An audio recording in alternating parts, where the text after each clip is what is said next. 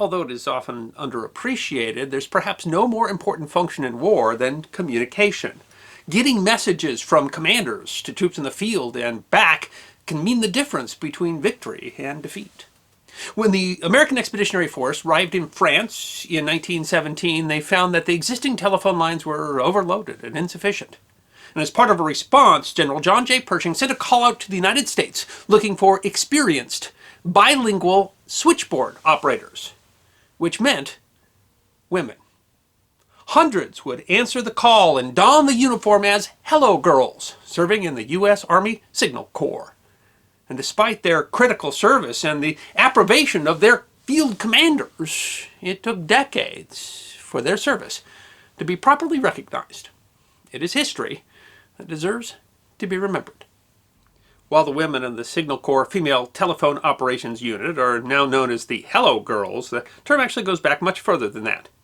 The very first telephone operators were young men, but they were deemed unsatisfactory as they were impatient, rude to callers, and prone to cursing. Alexander Graham Bell hired the first female operator, Emma Mills Nutt, in 1878. With good humor, courtesy, and efficiency, women became the preferred choice for running the switchboards. They became known as Hello Girls decades before the war began. Mark Twain even mentioned them in A Connecticut Yankee in King Arthur's Court in 1889. One of the few jobs that women could hold at the time, and it paid fairly well. When the first American soldiers arrived in France, it was obvious the communication system was inadequate. America had adopted the telephone much more quickly than France. In the U.S., there were 14 telephones for every 100 people, but there were only 1.5 phones per 100 in France. The American Signal Corps would take the brunt of the responsibility for expanding the network, and by the end of the war they'd strung over 22,000 miles of wire in the country. Historian John Terrain wrote that the chief instrument of generalship throughout the war was, of course, the telephone. Telephones were preferred for a number of reasons. The communication was instant, which beat signal flags, pigeons, and flares. And telephone switchboards were actually more portable than field radios at the time, which were so large they had to be pulled by teams of mules.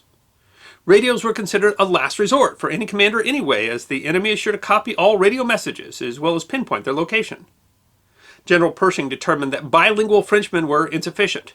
The crying needs of the Army were that women operators be recruited immediately, which he thought was preferable to trying to train the men of the Signal Corps.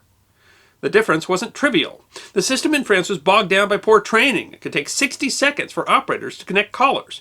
Trained women could do that in 10 seconds. Brigadier General George Squier argued that the stakes were immense. The importance of intercommunication in warfare cannot well be exaggerated, he said.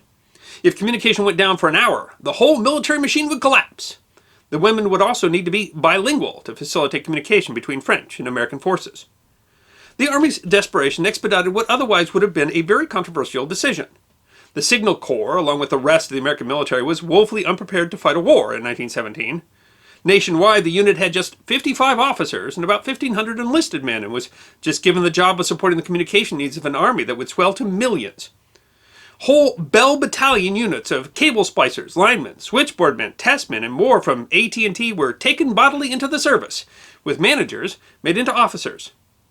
The Navy and Marines were already recruiting women, most serving stateside to free up men for deployment, but there remained resistance. Secretary of War Newton Baker didn't want women involved at all, but commanders insisted that there was no other option.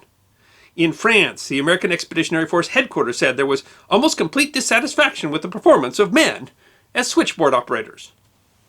On November 8, 1917, Pershing sent out his order to obtain women telephone operators, all speaking French and English equally well. A captain drafted the initial message, which made it clear that the operators would be full-fledged participants in the Army, but ultimately the message was more ambiguous, giving women no rank other than operator, a relative rank like one given to nurses. All must be in uniform, and all take the soldier oath, the message stipulated. Stateside, women were sought for immediate service. They would be paid the same salary as male switchboard operators, although the pay was equal or even slightly less than the women were already being paid. The demand that the women wear uniforms and that they serve under oath for the duration of the war implied to many that these women were combatants under international law, according to Lieutenant Ernest Weston, who was in Washington and sent out the recruitment call. The Army's legal counsel clarified 2 weeks later that the women would be civilian employees of the Signal Corps and authorized by contract, although no contract was ever made or signed by any of the women. Advertisements for enlistment said the women would be switchboard soldiers. 7,600 women would apply for the first 100 positions, a number that was quickly whittled down to 1,750 prospective options. They hoped to find women who could both work phones and speak French, but if they had to choose, the French was more important. 42% of the women inducted had telephone experience, but 78% spoke French. A number of the women would lie about their age and their French fluency in the hopes of doing their bit. One girl was only 16 when she told an interviewer she was 18. She still went to France. The recruits were tested on their French fluency, physical fitness, given vaccines, trained, and in short order sent to France. They had to buy their uniforms themselves. The first group of 33 operators left for France on March 2nd, 1918. The chief operator was 25-year-old Grace Banker, a telephone operator and college graduate with a double major in history and French. As the troopship USS Celtic left the United States, Banker wrote in her diary, "I've crossed the Rubicon now. There can be no turning back." When they arrived in Europe, the Germans were in the middle of a major offensive and had the same week captured 70,000 prisoners and inflicted 200,000 casualties. When they reached Paris, the city was under bombardment. They experienced their first air raid that night. The Hello Girls beat most of the American soldiers. It was the Signal Corps' job to manage the daunting logistics of supplying and commanding an enormous number of soldiers. The women worked long shifts and collapsed into their beds afterwards. "I just managed all day until I was all in," Banker said. Soldiers on the line were shocked to hear Hello Girls using the same script they used stateside. One operator reported a surprised American soldier on the line who called out to a friend, "Come, Jim, here's a female woman." Another wrote that the whole thing sounded so much like Los Angeles that I could have given 3 cheers to the Bell telephone system, while I breathed a silent prayer that all the Hello Girls in the world might prosper and marry well. Most importantly, the women did their job well. Calls tripled between January and July thanks to the specially trained personnel, and then quintupled. By November 11th, the Corps was averaging 4,000 toll and 150,000 local calls a day. The women were expected to keep quiet about the military information they heard, never revealing their names or locations and treating communications with the utmost secrecy. "We are told to keep our mouths shut, ask no questions, and never discuss anything," Banker said. Another operator, Merle Egan, came from the 5th Unit, and while she didn't speak French, she was an incredibly talented operator. She was put in charge of training men on the use of portable magneto switchboards that would go into the trenches.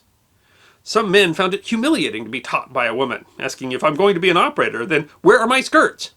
Egan told them any man could carry a rifle, but the safety of a whole division might depend on the man operating the switchboard. When one refused to report to any woman, Egan had him put on kitchen duty until his opinion changed. The most arduous work was yet to come. In late August, Banker and 5 others were assigned to Pershing's American First Army, which was preparing to strike the Germans at a bulge in their lines at Saint-Mihiel. The women were stationed at Pershing's command post, just behind the lines. The women were vital in facilitating the attack's coordination. Before the battle, male switchboard operators ran the machines at night and when the call load was low. But during the battle, the women worked around the clock. Banker would sleep only 2 hours in the first 2 days of the battle. The battle was a success, catching the Germans just as they were trying to make an orderly withdrawal. "Never spent more time at the office and never enjoyed anything more," Banker wrote. The women so proved themselves in the battle that Pershing asked for another 130 more operators immediately and 40 more every 6 weeks. There was no time to rest. The whole army had to pivot to fight in the Meuse-Argonne offensive, slated to start in only 9 days. The women worked 12-hour shifts to manage the mammoth task of moving the army from Saint-Mihiel to new positions. On the first day of the offensive, Banker stayed on duty for 21 hours, partially because one of the other operators fell ill with the flu just before the attack. During the fighting, the flimsy wooden wall of their barracks shook, and the beds rocked as though in a miniature earthquake. In the middle of the offensive, a German POW working as an orderly in a nearby building knocked over a stove and set the barracks on fire.